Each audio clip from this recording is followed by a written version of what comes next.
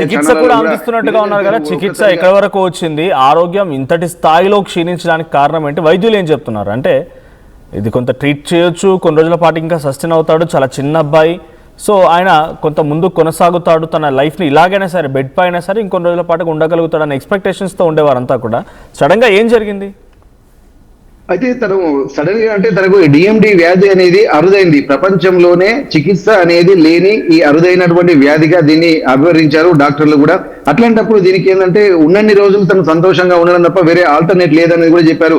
కొన్ని డిసీజ్ కి ఉంటుంది, దాదాపు 50 కోట్లు పెడితే ఉంటూ అంటే బతకొచ్చు అన్నటువంటి అవకాశం ఉంది. కానీ ఇక్కడ బోన్ మ్యారో సిస్టమ్ అనేది కూడా పూర్తిగా దెబ్బతిని అతను నిలబడలేకపోయేవాడు, నడవలేకపోయేవాడు, అసలు బెడ్కే పరిమితమైనటువంటి నేపథ్యంలో ఎన్ని రోజులున్నా ఇది ప్రమాదకరమే అన్నటువంటి విషయం తెలిసిన తర్వాత మాత్రమే ఈ డిఎండి వ్యాధి యొక్క తీవ్రత, దాని పరిశోధన తెలిసిన తర్వాతనే అందరూ ఇనిషియేషన్ తీసుకున్నటువంటి పరిస్థితి.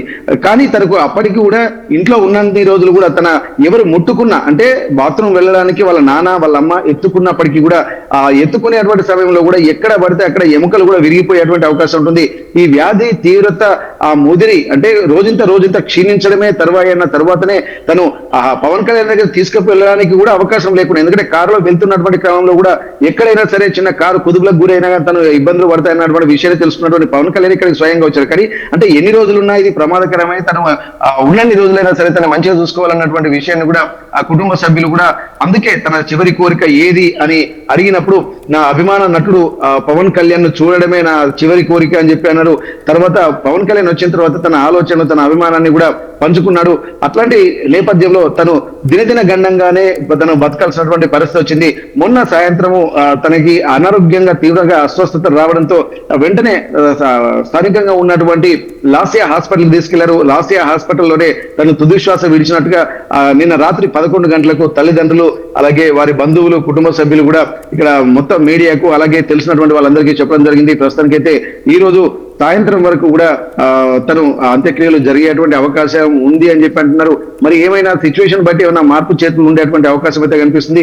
ఏదేమైనప్పటికీ కూడా ఇక్కడ ఒక్కసారిగా వార్తల్లో నిలిచినటువంటి నిరంజన్ ఇక లేడు అన్నటువంటి వార్త చాలా మంది ఇక్కడ స్థానికులనే కాకుండా రాష్ట్ర వ్యాప్తంగా అందరినీ కూడా కొద్ది శోకసంద్రంలోకి ముంచుతున్నట్టు మనం గమనించాలి మనోజ్.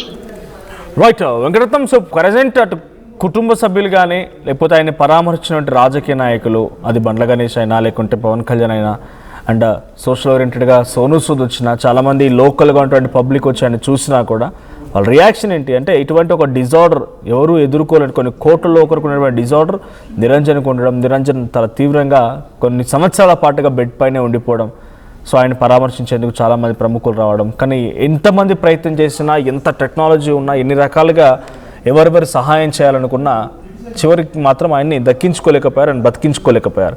సో దీనిపైన అటు లోకల్ కానీ చుట్టుపక్కల ఉన్న పరిసర ప్రాంతాల్లో స్థానికులు కానీ, ఎందుకంటే స్పెషల్ అటెన్షన్ని ఆయన డ్రాగ్ చేయగలిగారు కాబట్టి ఇలా ప్రముఖులందరూ రావడంతో కొంత గుర్తింపు వచ్చింది కాబట్టి వాళ్ళ రియాక్షన్ ఏంటి?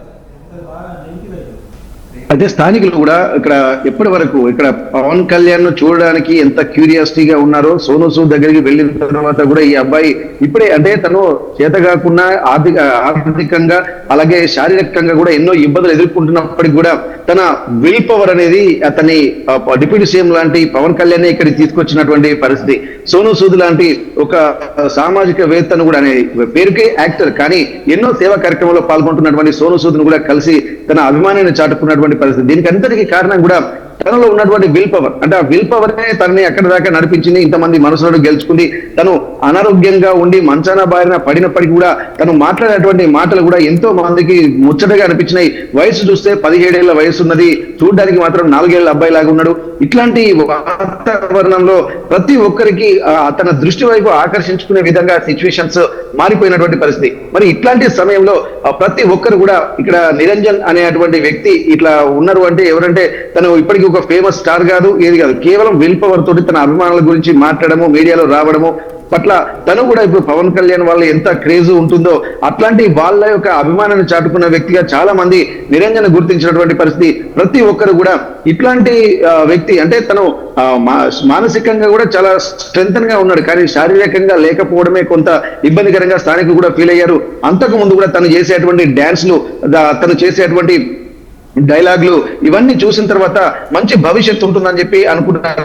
కానీ 11 ఏళ్ల వయసు వచ్చేసరికి అనూహ్యంగా తను ఎట్టి పరిస్థితుల్లో బయటికి కదలేని పరిస్థితి, ఎక్కడ పడితే అక్కడ చేతులు ఎముకలు కానీ విరిగిపోవడము, ఈ బోన్ మ్యారో వ్యాధి ఎలా వచ్చిందనేది కూడా వాళ్ళకి తెలియదు. మరి ఇంత యాక్టివ్ గా ఉన్నటువంటి పిల్లగాడు ఎందుకు ఇట్లా అయిపోయింది అనేది కూడా డాక్టర్లకు కూడా అంతుబట్టని ప్రశ్నగా, అలాగే స్థానికులు కూడా అంటే ప్రశ్నలు సంధిస్తున్నటువంటి పరిస్థితి. కానీ ఎట్టి పరిస్థితుల్లో తను మంచి భవిష్యత్తు ఉంటుందని చెప్పి అనుకున్నారు. కానీ ఇట్లా బోన్ మ్యారో సిస్టమ్ దెబ్బతినడం వల్ల డిఎండి వ్యాధి వచ్చి తను ఇబ్బందికర వాతావరణంలోకి వెళ్తారు మాత్రం ఎవరు ఊహించలేదు.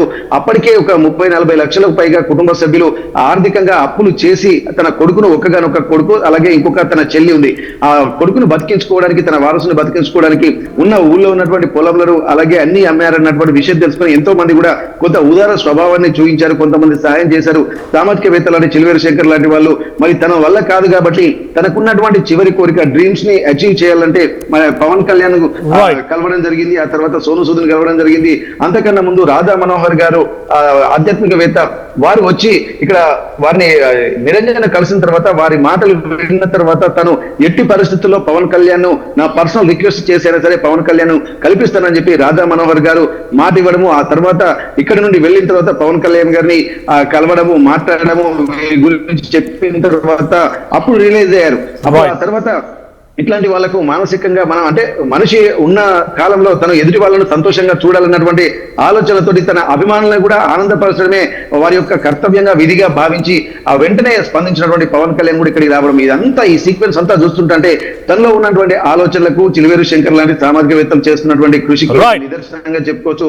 మొత్తానికి తను చేస్తున్నటువంటి తన అభిమానము, అలాగే సామాజికవేత్తల కృషి, అలాగే పవన్ కళ్యాణ్ అభిమానులు కూడా కొంతమంది ఇక్కడ హనుమకొండలో ఉన్నటువంటి వాళ్ళు జనసేనకు సంబంధించి జన సైనికులు కూడా ఎంతో ఇనిషియేషన్ తీసుకుని అతన్ని కలవడానికి సంబంధించినటువంటి స్థానికంగా ఉన్నటువంటి ఏర్పాట్లను పోలీసులతో కలిసి సమీక్షించడం, ఒకవేళ వస్తే భద్రతా కారణాల దృష్ట్యా ఇదంతా. ఎందుకంటే పవన్ కళ్యాణ్ హనుమకొండకు రావడం కూడా ఒక పెద్ద ఛాలెంజింగ్ టాస్క్. ఎందుకంటే అంతకుముందు జరుగుతున్నటువంటి పరిణామాలు కూడా ఒక రాజకీయ దుమారం రేపుతున్న నేపథ్యంలో పవన్ కళ్యాణ్ వస్తాడా రాడా అన్నటువంటి ఒక ప్రశ్నలు తలెత్తున్నటువంటి సమయంలో తన అభిమాని కోసం ఎంత దూరమైనా థ్యాంక్ యూ వెంకటరత్నం. సో మొత్తంగా నిరంజన్ ఇక్కడ మీరు ఫోటోలో ఆ విజువల్లో కనబడుతున్న వ్యక్తి 17 ఏళ్ల వయసు, కానీ చిన్నపిల్లాడిలానే ఉంటుంటాడు.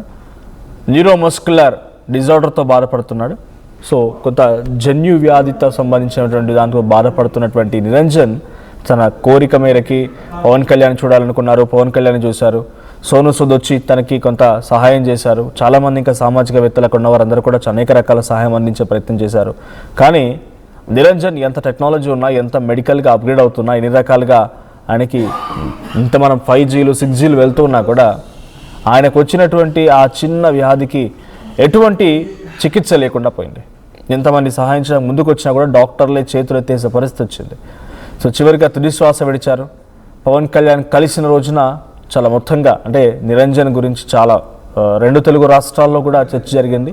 ఆ తర్వాత చివరాఖరిన ఆయన ఏం కాదులే, హెల్ప్ చేస్తారు, ఇంకా అనేక హాస్పిటల్స్ ఉన్నాయి, అన్ని రకాలుగా ముందుకెళ్తారనుకుంటే వైద్య